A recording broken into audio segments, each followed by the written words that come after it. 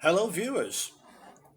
Location identification of Poet Ape, the Bodleian copy of the Sonnets, and Getting High, resolution images of the Sonnets frontispiece instances. So I've been trying to communicate with this spectacular neoclassical extravaganza on Great Russell Street. The British Museum was set up by Hans Sloane. I've very recently discovered, who, of course, is an absolutely screaming Freemason, and I guess George III he's probably the head of the Freemasons, I guess. Which is incidental. The reason I'm contacting them is because I believe that they have a copy of William Astley's original Sonnets, and I'd like a very high resolution version. The version that we've got, which I'm showing you there in the Folger's Lunar collection, is considerably higher resolution than anything else available. And I'll sing its praises a bit more in a moment. We wouldn't be here without what the Folger did.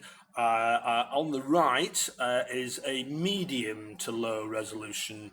I've got lower resolution things. I've now got, which I'll show you, of John Wright's version, which, as I've explained, is not the same form. I'm putting them together there, and having told you that they're not the same, you should be able to see. But if you zoom in, you just need, they had magnifying glasses in 1900, right?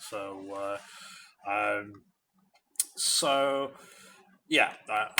Now I have been apologising to you for scarring.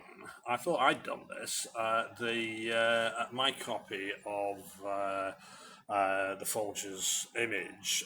It's not. That's what it's like on the database, on the image base. I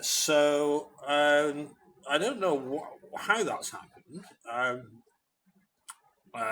but I'm fairly sure that's not actually representative of what the Folger have actually got. But I'm not complaining because, as I say, without this image, nothing's happening. This is so much higher res than anything else. There's that scar there. It shouldn't be playing any part in our deliberations. It's not there.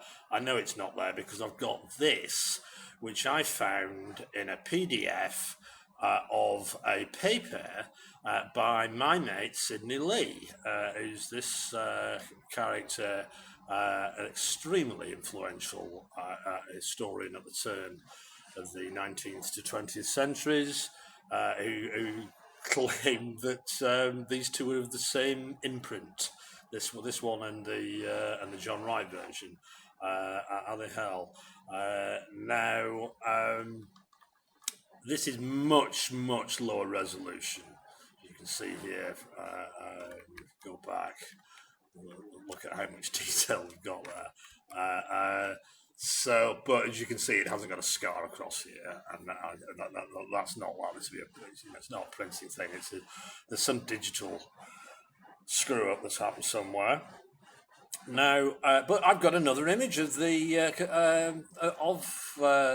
fantastic page, so I can point my computer program at it, and I should just be able to draw everything on there, with and just please myself. And oh dear, when I did that to begin with, while the circle was working, the square is nowhere near where it should be. Now, the square is defined as the apex, the intersection of these two red lines, and that's nowhere near. It should be, round about there. What is going on? So the problem is that this is so grainy. These pixels are 5 times the width of the Folger ones. and if you are out by 1 pixel, you will move this angle by way too much. And so what popped out yesterday evening is that this is very unstable relative to this point here. Any slight movement in this will screw this up, and that's both an indication again of the accuracy to which this has been built. It was built, but also again a big thank you to the Folger, because we just wouldn't be able to do. There's lots of other stuff we wouldn't be able to do, but I'd have probably given up. I might have done. Would have been a lot harder, but there's some other stuff. Anyway, when we've worked it out and we put it in the right place, then everything works. And so once again, I'd just like to pay homage to Alan Green for discovering this circle and the 3 triangles. I've said enough about the rest of what Alan's proposed about this. As far as I'm concerned, there are 3 triangles, and that's really it, other than the derivation of these 2 lines. So that's good. But also to the curator of the Folger Library, or whoever it was that said, let's do a proper job, let's do something that's so good that Roger can actually read the stuff that's on the other side of the page. On some of these pages, the ink has bled through enough that you can actually see the type on the far side, which is quite astonishing. Right now, so this is we're back on the Folger's fantastic version, and I've got a number of quite important unresolved things. I've no idea what that bottom line is, and I don't know what the Y positions, the heights of these 2 are. Now, I think Alexander actually drew a line down to there as part of the Great Pentagram. Now, I don't think it is part of the Great Pentagram, I'm afraid, but it is. We're not quite there, but it does look as though what we've got a square here, right? Within the medium pentagram and the upper rule, and indeed there's a larger square that fits onto these that's formed from there up to these flowers. Now it's not absolutely squeaky bang on, as I'll discuss, but it's close enough that if you just want to sort of draw those, it's up to you, in my opinion.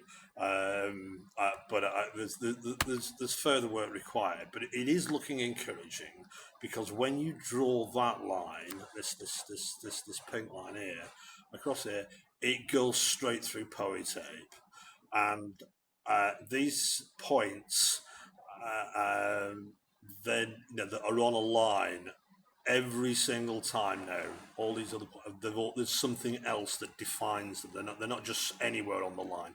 They're on a specific point. So I've got the great triangle that comes down and perfectly now beheads Poet Ape, and now I've got this pink diagonal.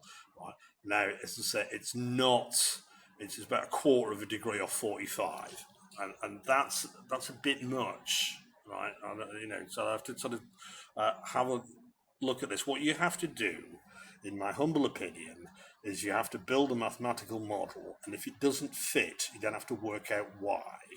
Right? You don't just, if you just draw lines and go, well, it's near enough, and they weren't accurate in them days, you'll not only be able to really prove anything, but you'll miss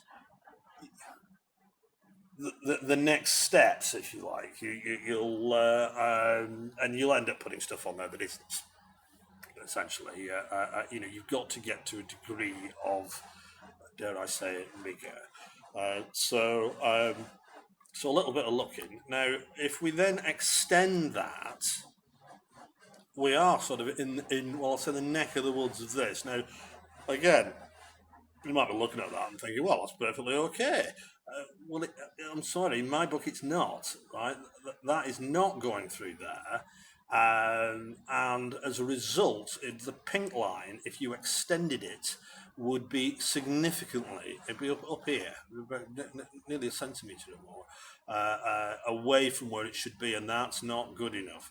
So I need to just look here as to exactly what is intended, but it's fairly close, and it knocks out, if I can nail this down, it knocks out both the upper anonymous rule and the Y positions of the. It gives this thing a purpose. We can define it, but we don't know why. Everything else then connects to something else. And gives you this further corroboration. So that would give me this further corroboration and niceness of those, but more work required. The really important for me, outstanding thing now is, why is that eye exactly there? It's perfectly above this. This is actually, I know, aligned to the square. Right, this eye is not lined where the dot is. The dot is aligned to the eye. Right, if the dot was controlled by the circle entirely, it would be a tiny little bit to the left. And this hybrid point is actually quite it's quite important. So we've got a square. We've got a new version. Well, I know now that the Bodleian have definitely got the sonnets, and they do appear to be in the money making business. So I'll start trying to start a dialogue with them. It's going to cost at least a monkey and probably two monkeys to get a picture of a monkey of these guys. Between 500 quid and possibly over £1,000 is what I'm expecting that to cost. If I have to set a lawyer onto you in order to get you to answer my emails, you'll be paying the lawyer. So I need to work out what it is that you're supposed to be doing. But as far as I understand it, you're owned by the state. So you're not a private library. So I'd like you to answer my emails, please. Once I get anything back from either these guys or the Bodleian, and I've got a number, we'll then have to try and work out how we're going to fund that. I'm not too keen on GoFundMe, but we'll worry about that once someone's agreed to, in principle, do it, and you'll more news as I get it after I've stopped concerning myself about other things around Svatove and Berdyansk. So more news as we get it.